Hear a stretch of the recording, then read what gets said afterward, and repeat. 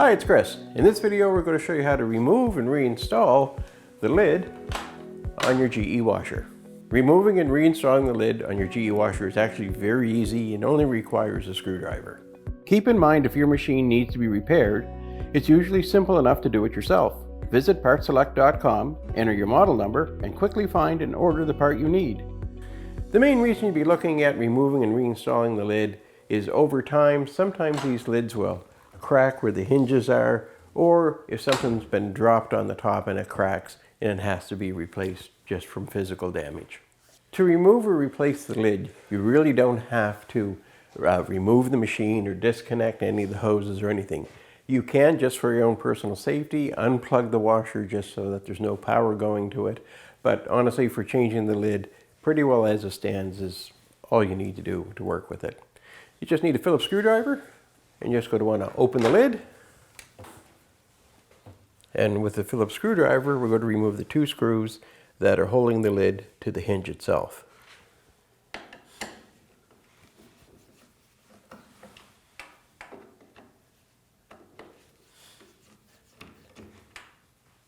And we'll want to do that same thing on the other side. So in order to remove the hinge on this side, you just simply have to remove these two Phillips screws.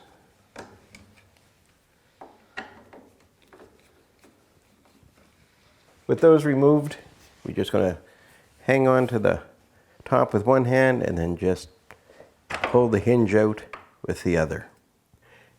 And that releases this corner, and now we can slide this right off. Remove the other hinge, and now you can take the door completely away. So now to install it is just as easy. We're just going to bring the lid up into position. You're going to take your hinge and slip it into place.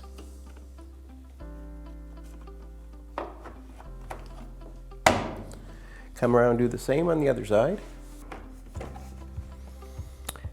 And now with the hinges in place, we just have to reinstall the screws that secure them.